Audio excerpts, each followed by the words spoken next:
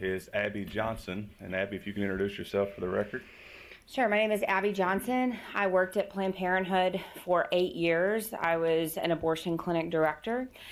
And I listened to the testimony from the opposition of this bill, and I want to sort of go through some of that interesting testimony that we heard and many non-factual points that were made in that testimony. One thing that I kept hearing was that, there's no exceptions in this bill for any sort of rape or incest. Let me be clear. Even if they were, the ACLU wouldn't support it. Even if there were, Planned Parenthood wouldn't support this bill. So the fact that they're even bringing that up is really intellectually dishonest.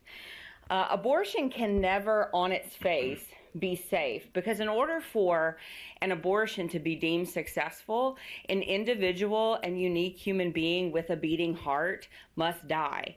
That can never be safe for that individual human life.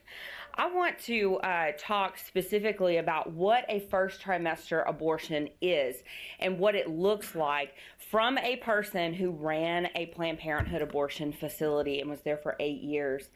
First trimester abortions are by and large the most common abortion procedure we see in the United States.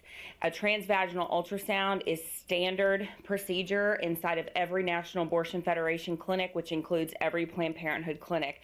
That transvaginal ultrasound is done for primarily one reason: to determine how far along the woman is in her pregnancy so that we knew how much to charge her for the abortion. After the ultrasound is performed, the ultrasound machine is rolled away. The doctor comes in, who, by the way, has no conversation with the woman before the abortion. The fact that many people say abortion should be a decision made between a woman and her doctor is laughable. There is never a time where the abortion doctor goes in, sits down with the woman, and goes over risk, alternatives, and benefits to abortion. It does not happen.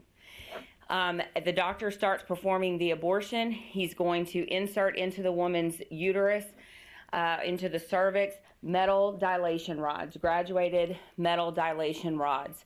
He's going to dilate the cervix enough so that he can insert something called a suction cannula. That cannula looks like a straw. It is graduated. It gets bigger depending on how big the baby is in the womb, so that the head will be able to fit through that suction cannula. He's going to insert that suction probe inside of the woman's uterus. Ultrasound guidance is not used.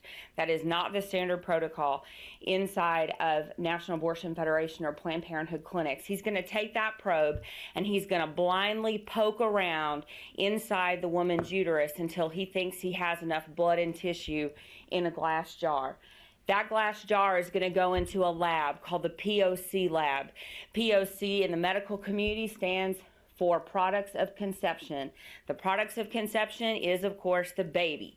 But you can't say baby inside of the abortion clinic. So we said POC or POC, or if the staff was feeling funny, they would say that it stood for parts of children.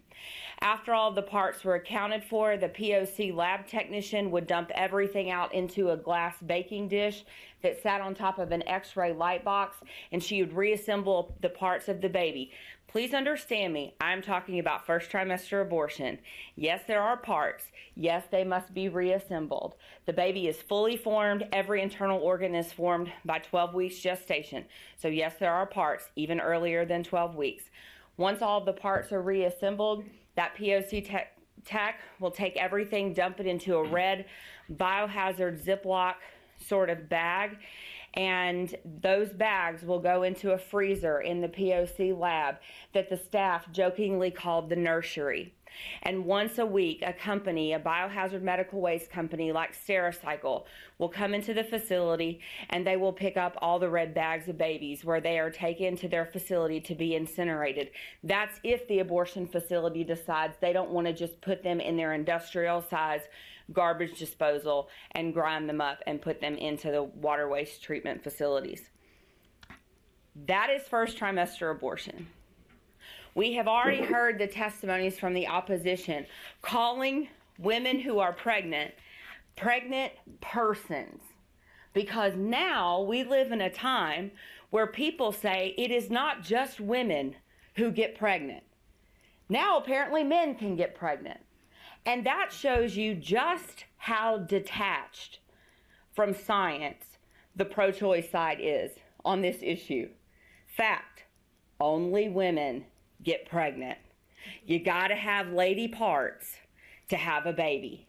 That's science. Science also tells us that from the moment of conception, unique and individual and unrepeatable DNA is formed. That DNA is human. Never in the history of the world has a woman ever delivered a cat or a dog or any other species other than human. That's science. Our history tells us time and time again that it is unjust to take the life of an innocent human being. It was unjust to dehumanize an entire segment of people when we were working to abolish slavery. It was unjust to dehumanize an entire group of Jewish people in the Holocaust. But those two examples that I just gave you only exist because our society was willing to turn a blind eye, look a human person in the face, and say, that is not a human being.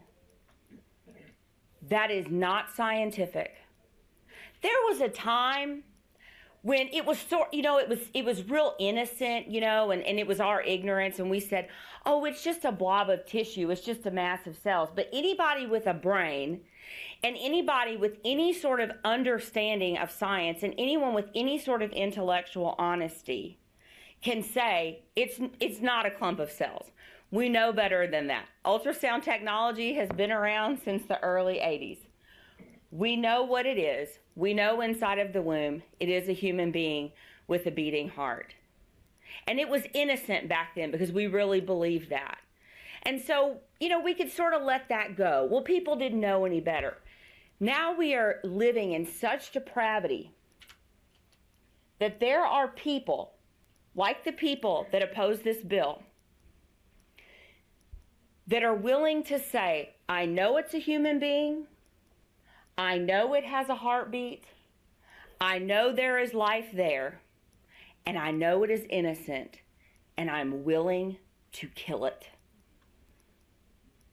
We have sunk to a new low in our society. And it is time for us to rectify what we have done. So if you are a person here who has had an abortion, I encourage you to seek healing, because abortion is not normal. Taking the life of an innocent human being that is your own flesh and blood and your own DNA, it's not normal. And there are healing resources available. And to the people in here who work in the abortion industry, I encourage you to seek healing from a ministry called And Then There Were None. We can get you out of the industry, and we can get you into line of work that you can actually be proud of. And to the ACLU, I can say affirmatively, we look forward to your lawsuit. Mr. Chairman, I have one more individual from my community that's going to come forward and